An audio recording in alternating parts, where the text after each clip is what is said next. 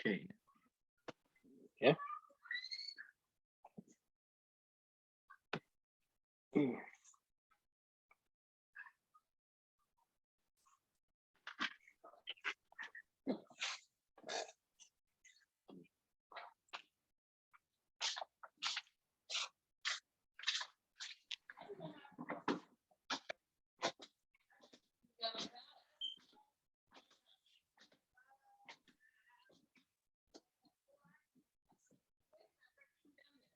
Hmm?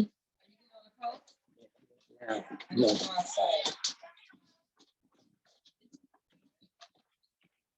Thank goodness.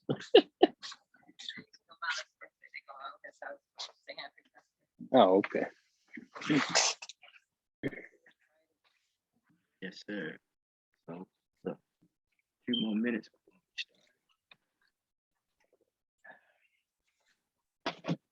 start. Mm.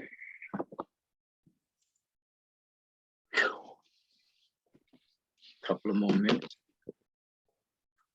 Mhm.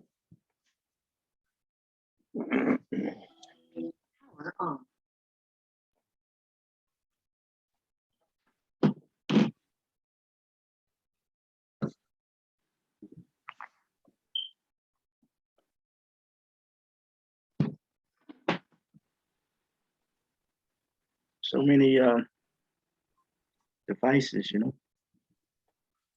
Oh, yeah.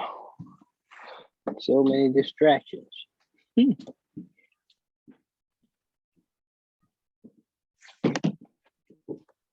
Right back.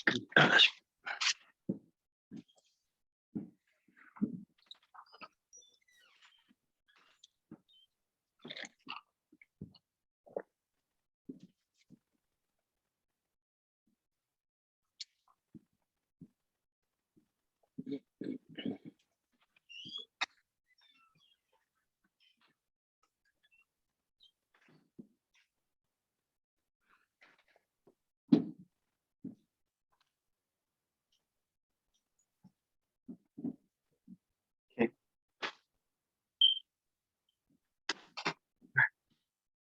See what we can do here.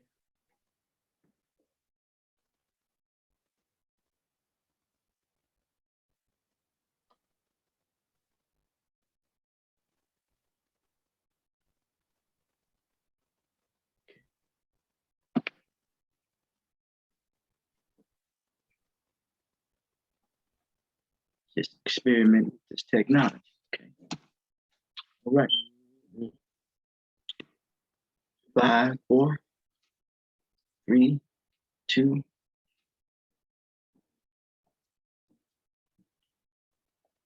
One. I want to say welcome on behalf of UB Blake Jazz National Jazz Institute Culture Center, the Common Humanity Mission to marching forward in the midst pandemic, breaking barriers while moving toward healing. We had guest speakers to come on board, such as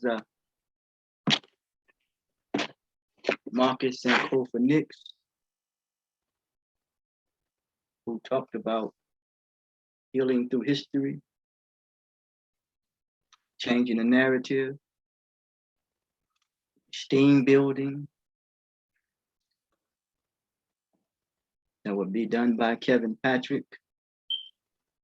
We had Paul Thompson come on and talk about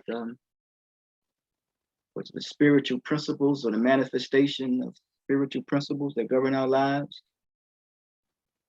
We had William Murray come on and talk about developing the right attitude for success. And we still have two presenters that's supposed to come on. And we did have made some changes in the lineup, but more importantly, we stayed consistent. Just want to reflect on the presenters and what they were to present, because when we're talking about marching forward in the midst of a pandemic, breaking barriers toward healing, the aim is accountability. It was said to the presenters that which they supposed to present, and see if that which they had supposed to present, and see how it had, or it lined up with being accountable. Marcus Sankofa Nix, he was to, yes, his presentation was designed to uplift the community. Uplift the community when people are going through a particular crisis. They need someone to uplift them. Uplift them. Surely, Marcus Sankofa Nix, he did that. He uplifted the people. Second was the Exteme building, and that was Kevin Patrick to uplift one's esteem, and that was done. And then we had host that came on was Lenny Lewis, and he was to bring about in the manner and way in which we are able to march forward in the midst of this pandemic and breaking barriers toward healing. He was to do so as a trio or a skate or as a trade or a trademark when it comes to marching forward in the midst of a pandemic, breaking barriers toward healing. And then we had Brother Paul Thompson came on and talked about the manifestation of tapping into the readily available resources that will help people in regards to them marching forward in the midst of a pandemic, breaking barriers while moving toward healing.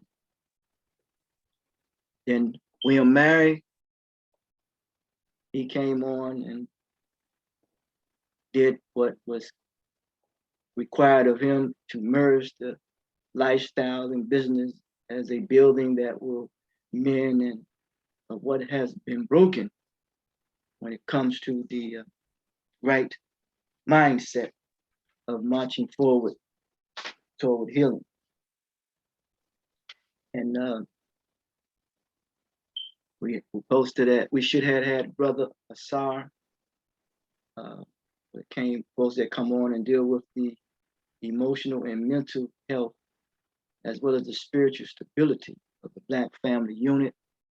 That was changed and scheduled due to something that I have shared, and it was could have misconstrued and misinterpreted, but I take full responsibility of that. So he will come on and present.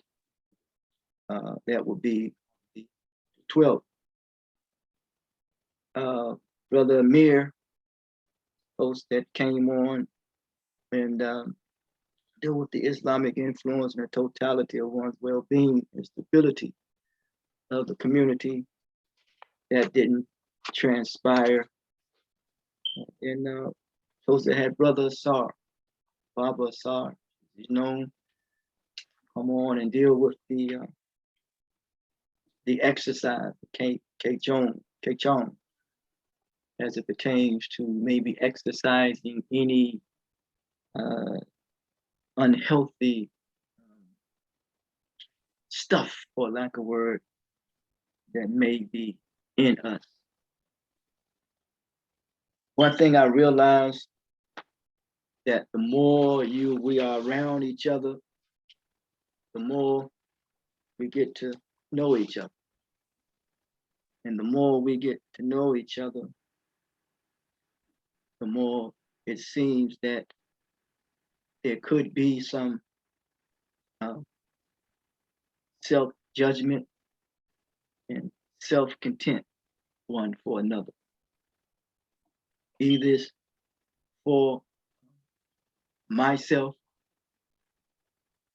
or it could be for oneself. Because I realized that people are, one manner and way, are responding due to the extent and the injury that has been done to his or her humanity.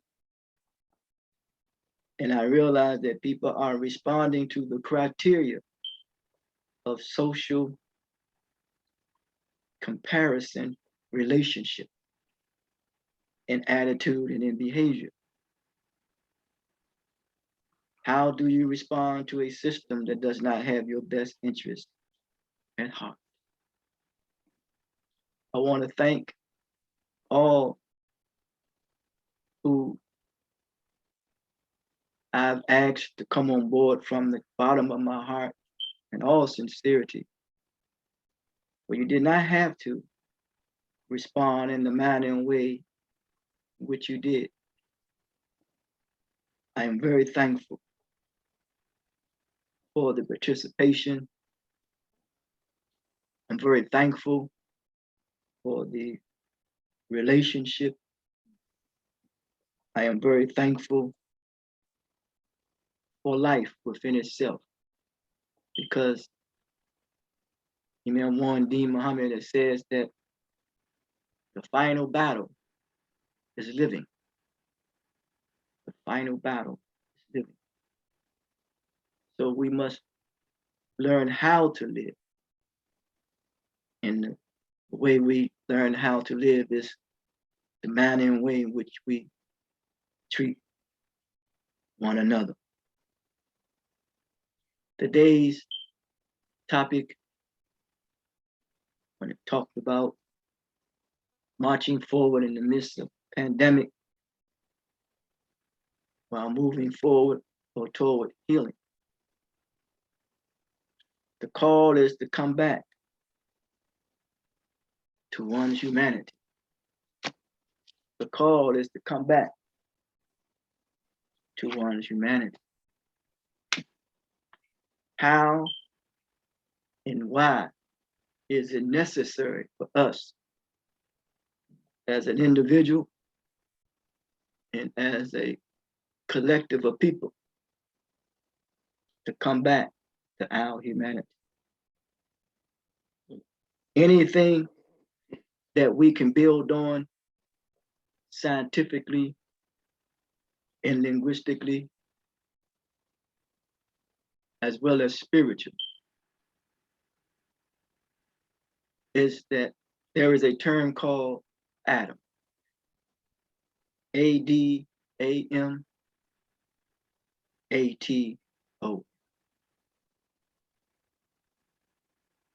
If it says that we are made up of energy, nothing dies, it's just transform or take on a new. Atoms, or some will say Hadima, hue that which comes from the earth. The earth has an appetite. It is an absorbent.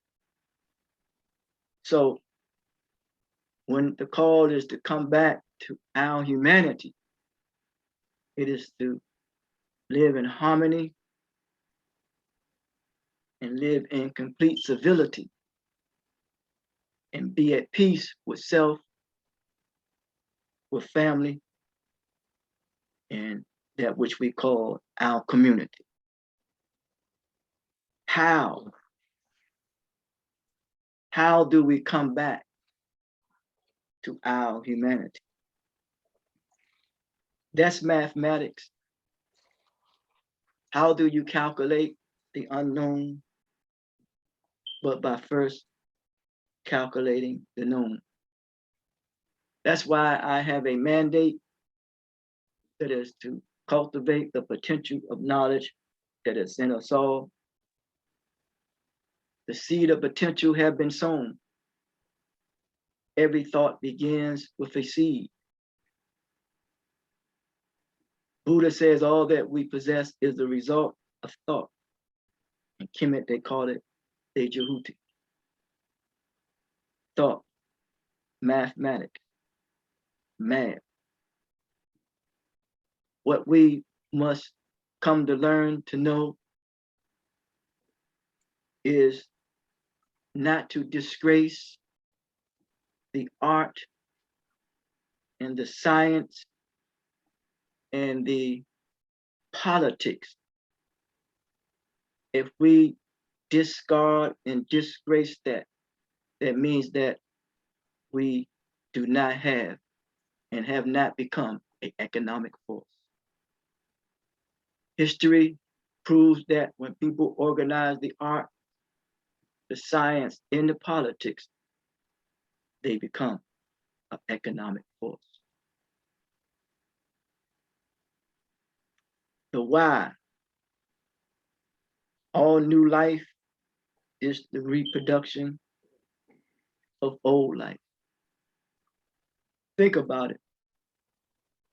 Those that have came before you, they were tested. So why not think that you and I are not going to be tested? Booker T. Washington, how did he go about when it comes to the call to come back to one's humanity? He appealed to the senses of when it comes to economics. And when you appeal to the senses of economics of a people, more than likely, you know they're gonna buy into that because it's about the economics. Because once you have an economic floor, you can use that economic floor not only to expand your base, yet to build on it, and therefore find other people to help you build on that base by way of your influence. By way of your influence. So if we are responding to a social comparable relationship of attitude and behavior, there is a criteria that has been set. So the challenge, who has set that criteria, and should we set the criteria? Malcolm X says about a group, who are they that we can compare ourselves to them?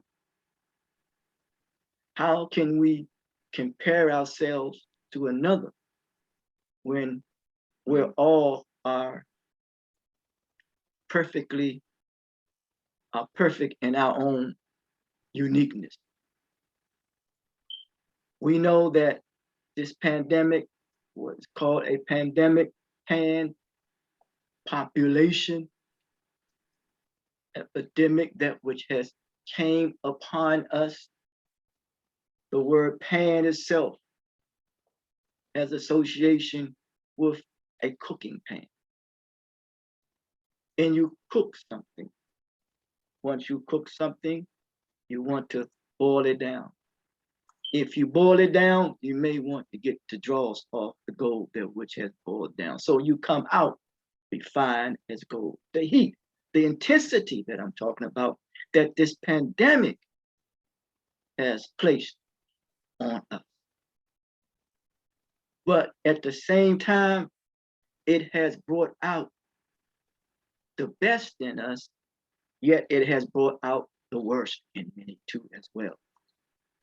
So, which is a clear indication that either one's accountability has become weakened or one's accountability has become strong. Huh? So when I was putting this together, I realized that I have some weakness in my accountability. At the same time, in order to get cured, you got to first admit that you're sick or ill. So I'll be the first to admit that. So that's why I say that there is a call. And a call is a voice, as some would say, in the wilderness. And when you are in the wilderness, you are unrefined, untamed, and uncultivated. So in the calling of coming back to one's humanity, it is required upon us to be refined.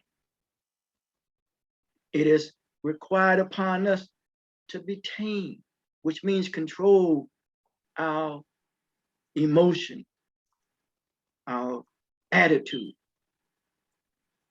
and our action.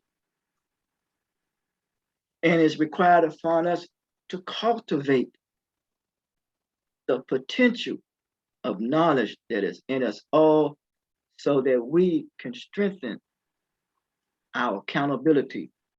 So this call to come back to one's humanity, not only is it, when we're talking about marching forward toward healing, it's also a call to fortitude. Biologically, how can I prove this? Is that all those sperm cells in you and I and those who have children have made it. That's resilient. So those who are present on the screen at this moment, the presentation that you have given,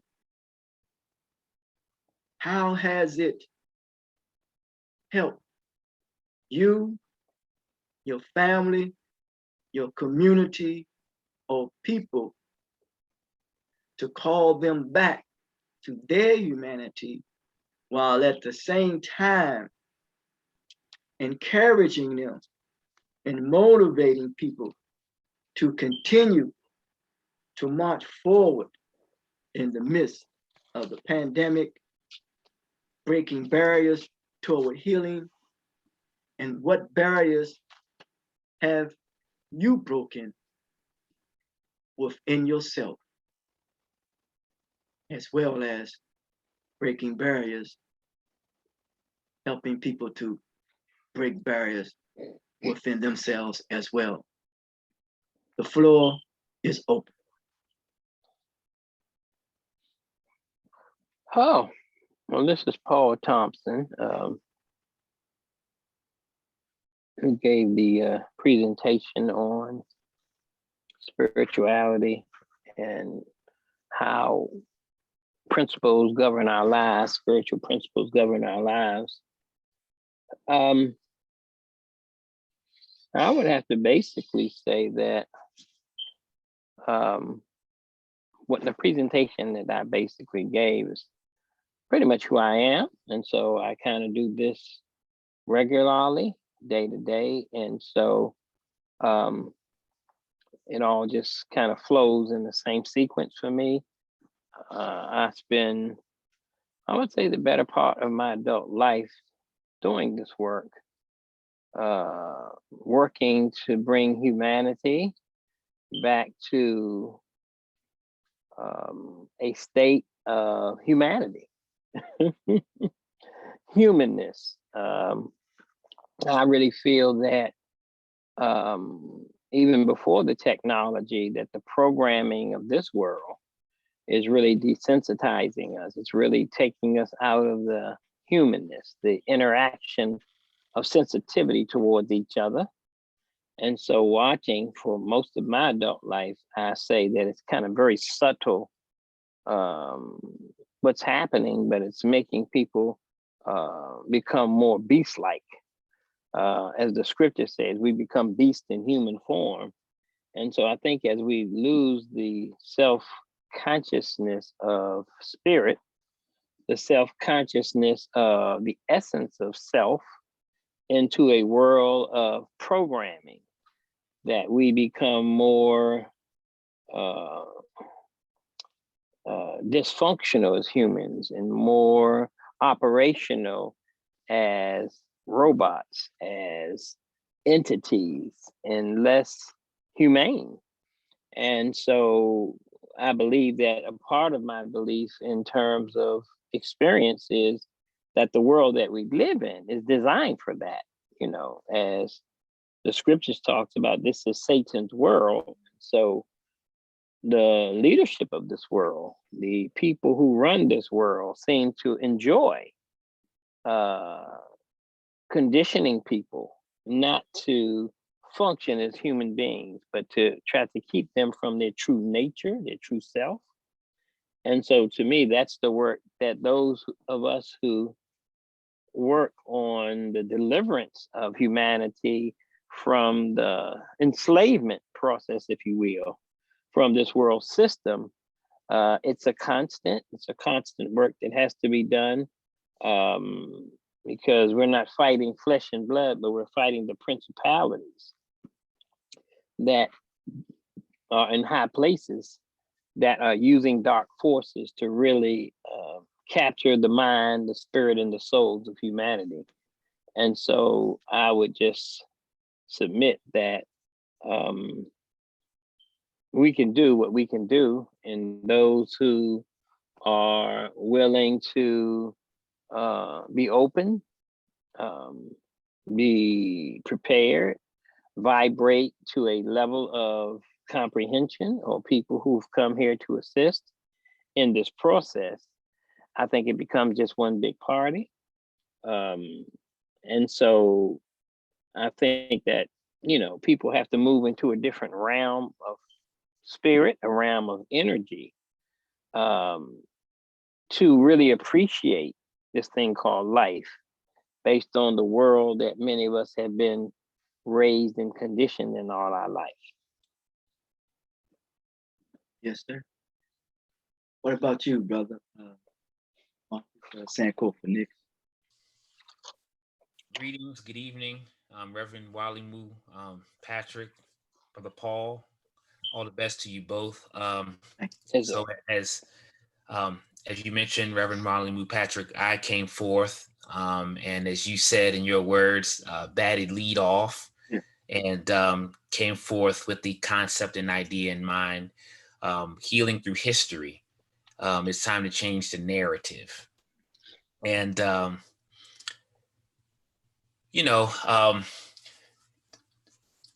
narrative, in healing, it's really connected in many ways. The way we think, the way we perceive the world, the way we behave, how we operate. So much of the way we show up in the world is based on our concept of history. And history is a very multifaceted discipline. So you could talk about a history of a people, nations, of societies, but then you also have your personal individual history. Reverend Mwalimu Kevin has his own life history, his own story. Brother Paul has his own life history, his own story. And so just during this process, I've continued to do self-work in just reflecting and meditating and examining my own narrative, or the stories that are in my own head that have led me to think things and perceive things a certain way. And I think it's important to continue to do that in order to be able to heal and restore and to be better. And so, one of the things that I've been trying to just continue to push forward and improve upon and reflect and examine with a more critical, closer eye is just being my true self, walking in authenticity, not necessarily people pleasing, and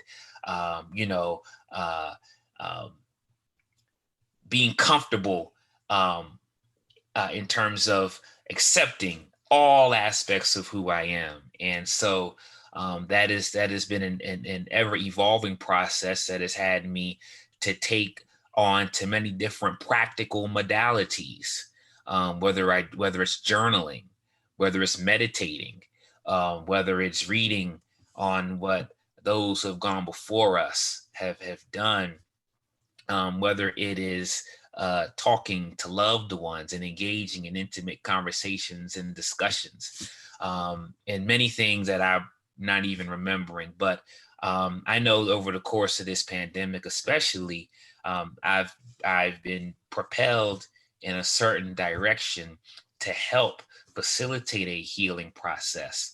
I've accomplished some goals that I've been trying to accomplish. And when you are accomplishing a goal, as you said, Reverend Mwalimu Kevin, those that have gone before us have been tested, and adversity will come and we'll be tested too. So through tests, through challenges, and through adversity, growth and healing can come. Being a father now, one of the best ways to be able to develop and further cultivate your own humanity is whenever you are now the caregiver, giving that guidance and that care and that nurturing to another human being that comes from you. So it's a continuous process. And so whenever I put forth a message, it's always for my own contemplation and reflection as well too, not just for those who happen to be under the sound of my voice. In order to connect with those outside of me, I've been aiming to do a lot of connecting with that which is within me, because I know that which is within me will definitely impact how I can connect to those external to me. And so those narratives, those stories, some in the psychological field or in the mental health field call it self-talk. But nevertheless, these narratives, these stories, I think it's important to examine them on many levels, as a collective level, when you're talking about groups and nations and people, all the way down to its basic fundamental level of the individual. So that's what I would like to say. And I just want to thank you, Brother Kevin. Unfortunately, I have to sign off momentarily, but I just want to thank you for your steadfastness and your consistency to continue to move your vision, move the vision forward. Thank you. Appreciate you. And best regards to you and your family.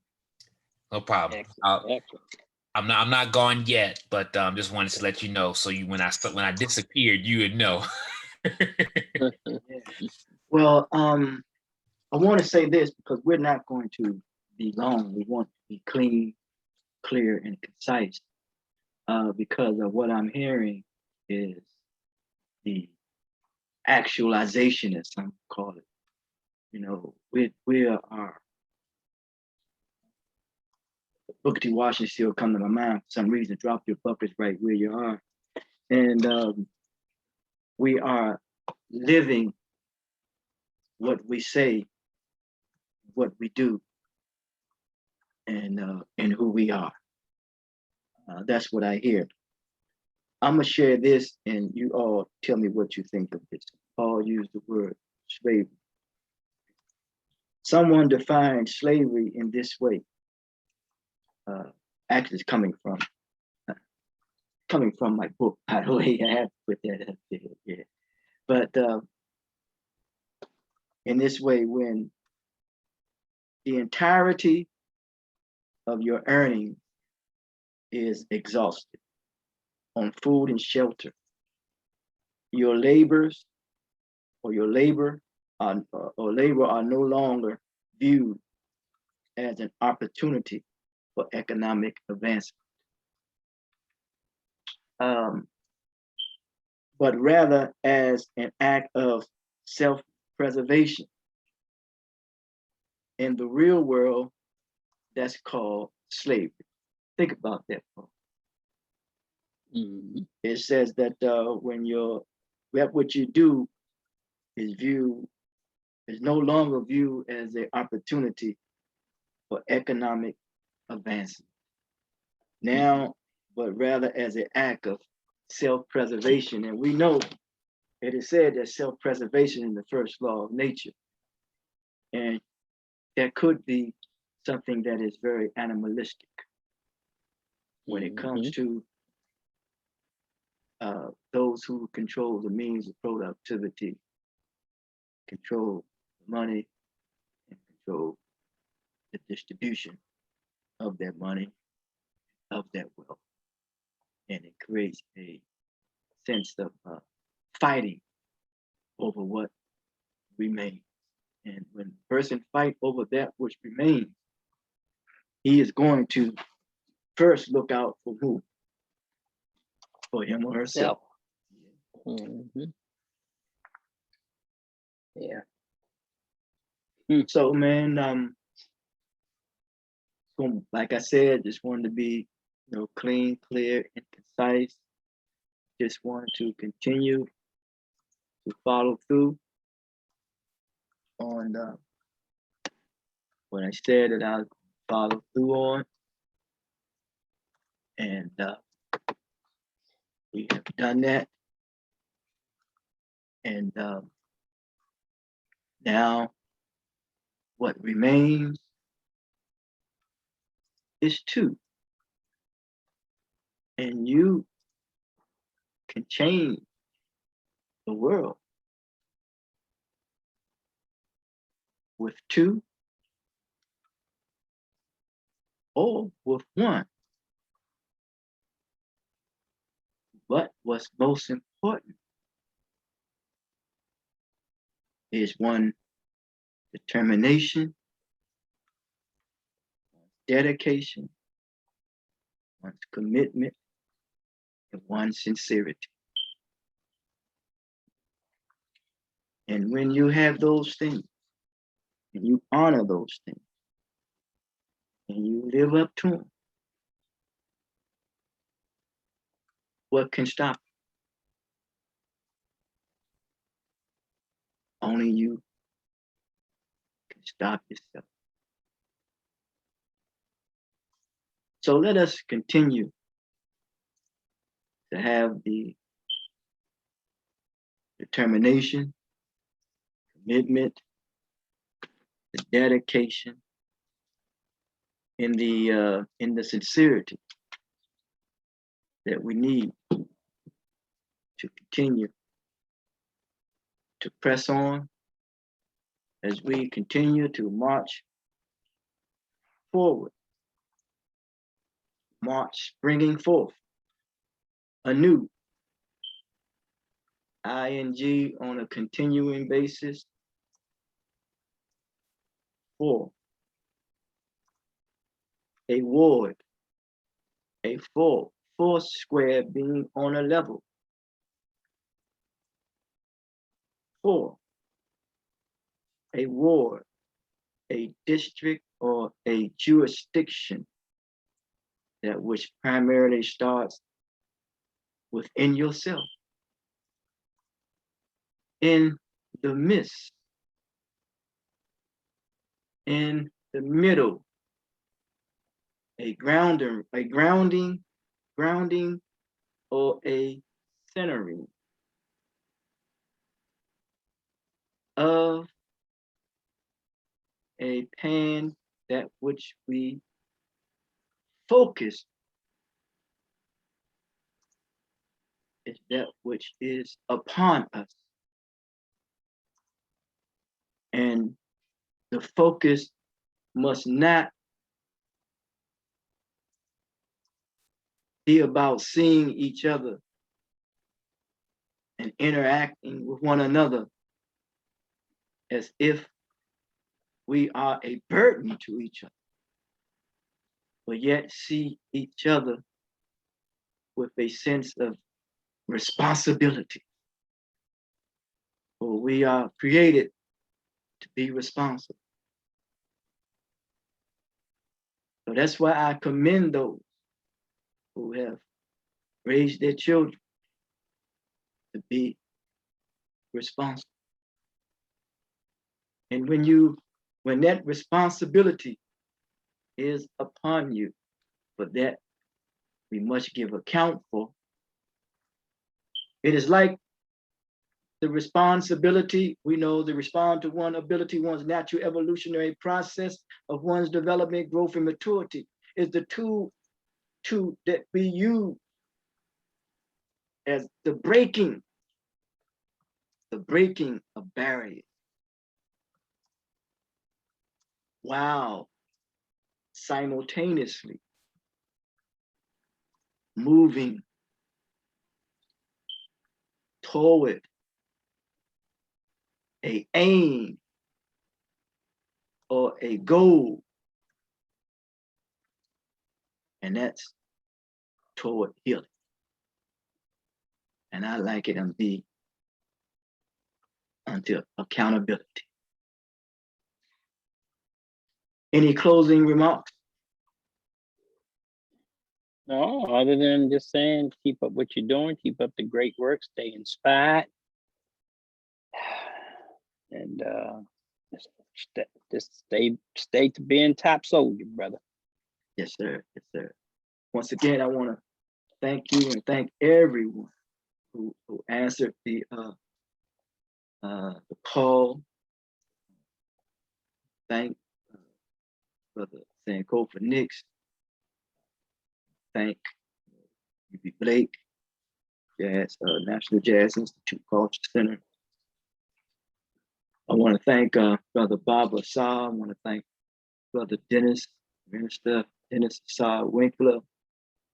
Thank Brother Amir Muhammad. I want to thank Brother Nick Lewis. I want to thank Brother William Murray. Just want to say thank you. And as we say in this country, God bless you. God bless you. Until next time, talk to you.